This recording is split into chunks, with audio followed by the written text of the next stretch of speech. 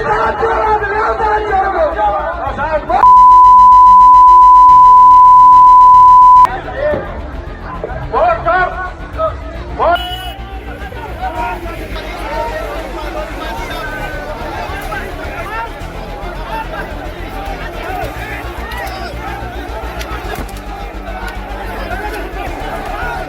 સમગ્ર ભારતમાં જ્યારે રાજકારણમાં જોર પકડ્યું છે, રાજકારણ ગરમાયું છે, ત્યારે દરેક ચર્ચાઓમાં અત્યારે સર્વ ઉપર જો જોઈ શકાય તો પોલિટિક્સની વાતો ચાલી રહી છે આપણા ભારતમાં. અને ખાસ કરીને જ્યારે વાત કરીએ કે આરજેડી અને રાહુલ ગાંધી જે મળીને અત્યારે વોટ ચોર ગદ્દી છોડની જે અત્યારે એક અભિયાન ચલાવી રહ્યા છે કે ભારતના દરેક રાજ્યમાં જઈને તે આ વસ્તુ કહી રહ્યા છે, અને આ વચ્ચે જ તેમને આગમાં ઘી નાખવાની ઘટના જેવું કામ કર્યું છે. નમસ્કાર, તમે જોઈ રહ્યા છો ચક્રવાત ન્યૂઝ. ત્યારે મહત્વપૂર્ણ સમાચારો સાથે હું નિકિતા. આ ઘટના છે દરભંગાની. દરભંગામાં વડાપ્રધાન નરેન્દ્ર મોદી અને તેમની સ્વર્ગસ્થ માતા વિરુદ્ધ અપશબ્દોનો ઉપયોગ કરવાનો વિવાદ વધ્યો છે. એક તો પહેલેથી જ અત્યારે રાજકારણ ગરમાયું છે, અને એમાં પણ આ ઘટના અંદર પ્રવેશતા હવે આગમાં ઘી નાખવા જેવી આ ઘટના બની ગઈ છે.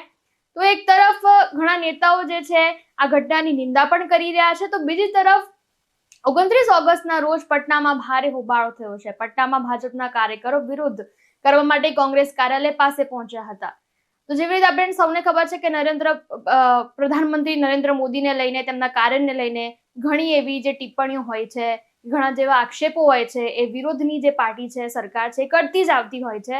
પરંતુ આ બધાની વચ્ચે આ બંને પાર્ટીના વિરુદ્ધ અગર એમનું કામને લઈને ટિપ્પણીઓ થાય છે તો એ વસ્તુ બરાબર છે, ચલો એક હદ સુધી એ ઓકે માની શકાય છે. પરંતુ જો એ વધારે વધી જાય અને એમાં ફેમિલી ઇન્વોલ્વ થઈ જાય, અને ખાસ કરીને કે એમની માતા ઉપર જે ટિપ્પણી કરવામાં આવી છે, તો કેટલા હદ સુધી યોગ્ય છે.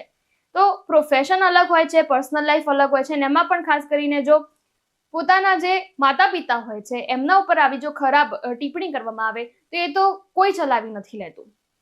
ત્યારે અગાઉ આપણને એ પણ ખબર છે કે ઘણા એવા આ જે પાર્ટીઓ છે એકબીજા ઉપર આવી રીતે આક્ષેપો કરતા હોય છે. વિપક્ષી જે સરકાર છે, કોંગ્રેસના જે નેતાઓ છે, તેમના ઉપર પણ ભાજપે ઘણા એવા પહેલા પણ અગાઉ આક્ષેપોને આરોપો મૂકેલા છે. પરંતુ આ વખતે જે થયું છે તે વિપક્ષી નેતાએ પ્રધાનમંત્રી નરેન્દ્ર મોદી અને એમના માતા ઉપર જે અભદ્ર ટિપ્પણી કરી છે તે તો બિલકુલ ચલાવી લેવાય એવી નથી. આટલી અભદ્ર જે એમને ટિપ્પણી કરી છે, અપશબ્દો બોલ્યા છે, તે તો ખરેખર હવે આ જે રાજકારણ છે એમાં વધારે ચર્ચાનો મુદ્દો બની જશે.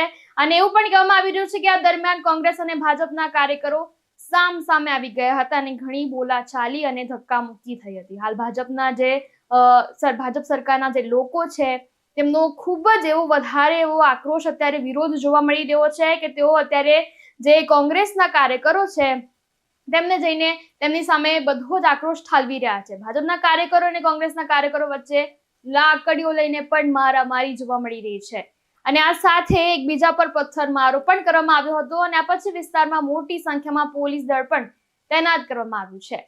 હવે આ તો ઘટના છે દરભંગાની, અને પટનામાં આનો વિરોધ કરવામાં આવ્યો છે. પરંતુ આ જે ઘટના છે ગુજરાત સુધી પણ પહોંચી ગઈ છે. આના પડઘા ગુજરાતમાં પણ જોવા મળ્યા, અને એટલી હદ સુધી આ ઘટના આગળ વધી ગઈ છે કે આપણા ગુજરાતના સીએમ ભૂપેન્દ્ર પટેલને પણ એક વિડીયો બનાવીને સોશિયલ મીડિયા પર અપલોડ કરવો પડ્યો. ત્યારે એ આ ઘટના લઈને શું કહી રહ્યા છે, આવો સાંભળીએ.